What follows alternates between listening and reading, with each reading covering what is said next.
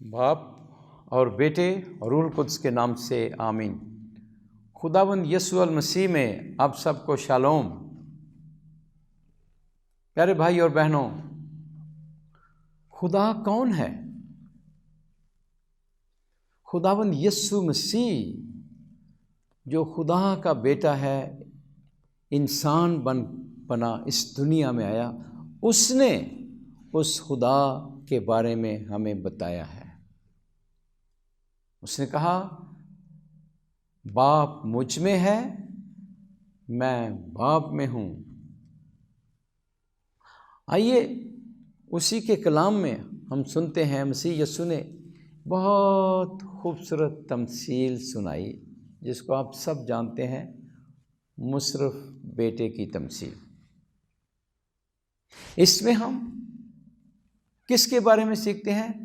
خدا کے بارے میں، کہ خدا ایک باپ ہے جو معاف کرتا ہے، جو قبول کرتا ہے، جو بحال کرتا ہے۔ وہ جو اس کے پاس آتا ہے وہ سب کی سب خطائیں، قصوروں، گناہوں کو معاف کرتا ہے، گلے لگاتا ہے، سیلیبریٹ کرتا ہے، خوش ہوتا ہے۔ ایک شخص تھا، اس کے 2 بیٹے تھے، یہی تمثیل۔ چھوٹا بیٹا، اس نے اپنے باپ سے کہا میری جائیداد کا سارا حصہ مجھے دے دے۔ باپ نے اسے سب کچھ دے دیا، اس کا حصہ۔ آزاد مرضی تھی نا، خدا ہماری رسپیکٹ کرتا ہے آزادی کی۔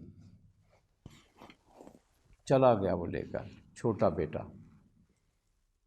اپنے باپ کی جائیداد سب لے کر چلا گیا۔ وہاں یاشی میں، اوباشی میں، گناہ میں سب کچھ اڑا دیا۔ سب کچھ جب خرچ کر چکا تو بھوکا مرنے لگا۔ وہاں کے ایک باشندے کے ہاں جا اترا اور اس نے اسے سور چرانے کے لیے ملازم رکھ لیا، اور جو سور کھاتے تھے وہی وہ کھاتا تھا۔ دیکھیے کس حد تک جب وہ اپنے باپ سے جدا ہوا، کس حد تک وہ چلا گیا، آخری حد تک۔ ناپاک سے ناپاک ہے سور، بائبل میں ناپاک جانور ہے، ناپاک سے ناپاک ہو گیا، گندگی میں چلا گیا، آفت ہی آفت میں، مصیبت ہی مصیبت میں چلا گیا۔ کیوں؟ اپنے باپ سے دور ہو کر۔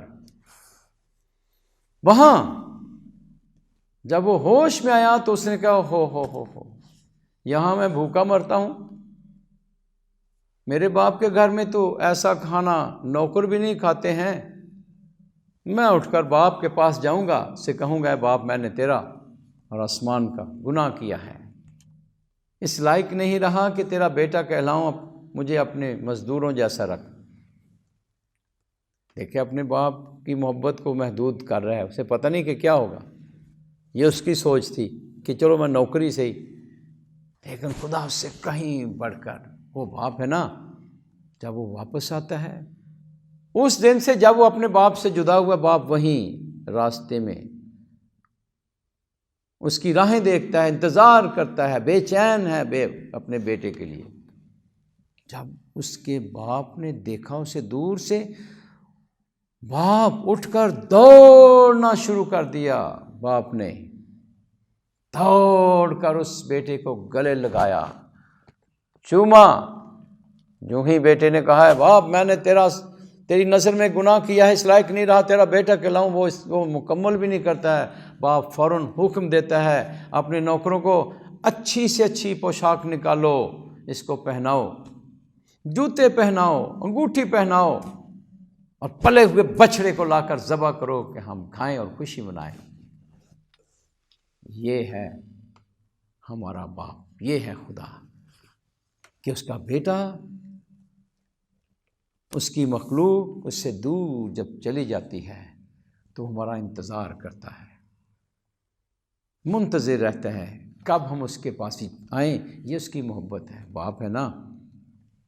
جب اس مصرف بیٹے کی طرح ہم واپس آتے ہیں، وہ سیلیبریٹ کرتا ہے، خوشی مناتا ہے، ہمیں بھی بحال کرتا ہے، نئی پوشاک، نئے جوتے، سب کچھ پہناتا ہے، اور خوش ہوتا ہے. اور اس نے کیا کہا باپ نے؟ میرا یہ بیٹا کھو گیا تھا اب ملا ہے، مر گیا تھا اب زندہ ہوا ہے. دیکھیے کھو جانا مر جانا ہی ہے خدا سے دوری. خدا سے جب دور ہوتا ہے انسان تو پھر آفتوں، مصیبتوں، دکھوں، تکلیفوں میں پھنس جاتا ہے. لیکن اگر فیصلہ کر لے انسان اس کی طرف آنے کے لیے تو سب کچھ بحال ہو جاتا ہے. شفا، زندگی، بحالی نہ صرف اس دنیا میں لیکن اس ایٹرنٹی میں، ابدی زندگی میں. خداوند یسوع مسیح کے وسیلے سے خدا نے دنیا کو بحال کرنے کے لیے اپنے بیٹے کو بھیجا اس دنیا میں، جس نے ہمارے گناہوں کا کفارہ دیا. وہ ساری دنیا کے گناہ جو مسیح سے پہلے تھے، وہ جو مسیح کے زمانے میں تھے اور جو مسیح کے بعد، ساری دنیا، سب زمانوں کے گناہ، سب قوموں کے گناہوں کو لے کر وہ مصلوب ہو گیا، بے عیب برے کی مانند. گناہ سے پاک، اس نے کوئی گناہ نہیں کیا تھا، لیکن اس کی قربانی، اس نے قربانی دی، گناہوں کے لیے کفارہ دیا، صلیب پر خون بہایا، اور وہ بڑی قدرت کے ساتھ مردوں میں سے جی اٹھا.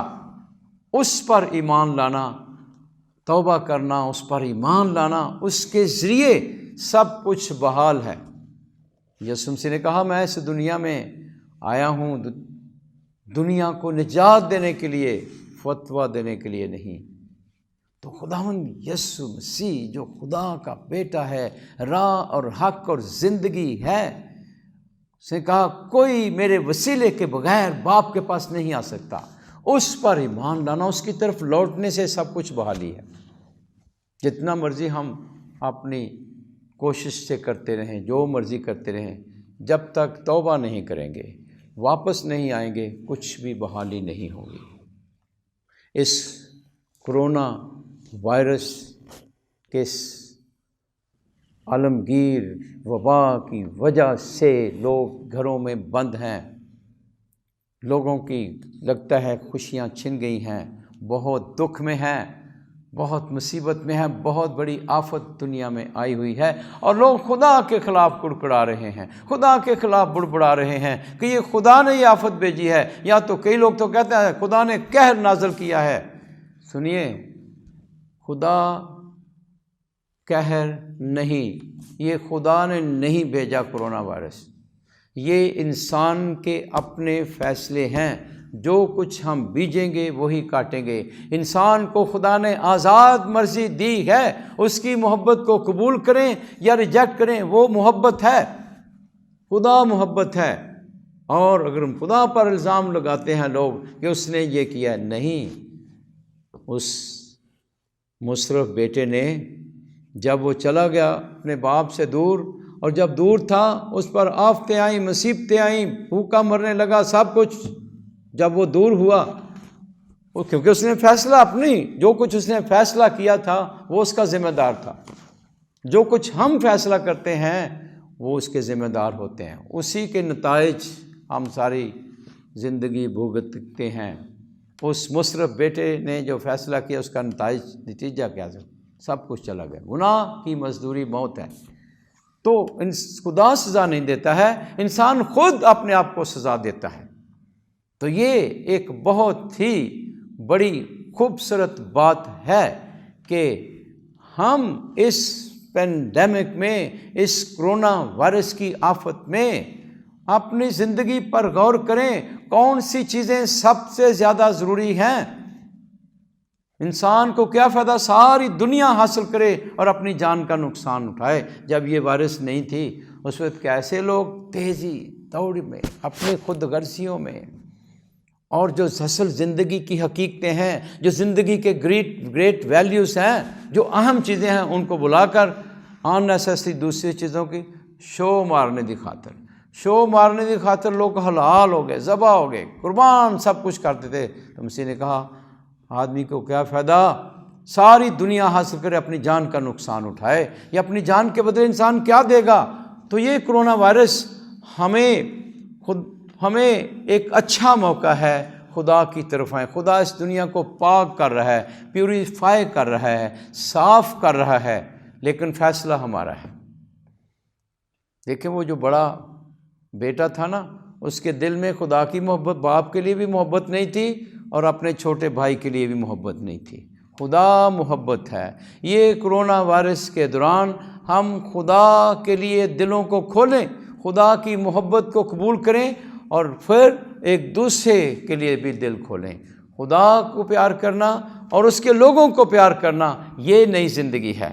خدا کی طرف لوٹیں گے، نیا دل دے گا، نئے کان دے گا، نئی آنکھیں دے گا، نئی سوچیں، تاکہ ہم خدا کو اور اس کے لوگوں کو پیار کریں۔ یہی سب کچھ بحالی کا یہی راستہ ہے۔ مات کڑکڑائیں خدا کے خلاف۔ خدا باپ ہے، وہ ہمیں پیار کرتا ہے۔ آفتیں وہ ہمارے لیے آفتیں نہیں بھیجتا، بلکہ ہمیں اپنے بیٹے کے وسیلے سے زندگی دیتا ہے۔ اس نے کہا کہ میں اس لیے آیا ہوں کہ وہ زندگی پائیں اور کثرت سے پائیں۔ اب آپ کا اپنا فیصلہ ہے، کثرت سے زندگی پانا چاہتے ہیں یا اسی دنیا میں رہنا چاہتے ہیں۔ اس دنیا سے مراد گناہ کی زندگی، گناہ کے فیصلے ہیں، عیاشی کے فیصلے ہیں، جسم کی خواہشوں کو خاطر لوگ سب کچھ لٹا دیتے ہیں۔ آئیے خدا کی آواز کو سنیں۔ اس کرونا وائرس کے اس سارے اس ماحول میں اگر ہم سچے دل سے خدا کی طرف آئیں، اسے زندگی دیں۔ اس نے کہا توبہ کرو، خدا کی بادشاہی نزدیک آ گئی ہے۔ اسے زندگی دیں اور سب کچھ بحال ہوگا۔ جیسے اس مصرف بیٹے کے لیے سب کچھ بحال ہو گیا، وہ پھر بھی بیٹا، ڈگنیٹی بحال ہو گئی۔ نئی پوشاک پہناؤ، جوتے پہناؤ، انگوٹھی پہناؤ، اور پلے ہوئے بچڑے کو لا کر خدا سیلیبریٹ کرتا ہے۔ آپ کے لیے خوش ہوگا جب آپ اس کی طرف آئیں گے، اور آپ کے اس توبہ کی وجہ سے اس دنیا میں نجات آئے گی۔ کرونا وائرس بھی بسم ہوگی، سب کچھ ختم ہوگا۔ سیریس ہوں، زندگی کو جو بہتر حقیقتیں ہیں اس کی طرف آئیں۔ میری دعا ہے کہ آپ اس کلام کو سن کر خدا کی طرف لوٹیں، یسوع مسیح پر ایمان لائیں، اسے زندگی دیں، گناہوں سے توبہ کریں، اس نام میں معافی ہے، اور آپ ہمیشہ ہمیشہ زندہ رہیں گے۔ کبھی مار ہی نہیں سکتے، جسم کی موت نہیں، یہ آنی ہے کسی وقت بھی آ سکتی ہے، لیکن روح آپ شادمان رہیں گے، ہمیشہ ہمیشہ خدا کے ساتھ رہیں گے۔ آمین۔ خداوند آپ سب کو کثرت سے برکت دے۔ آمین۔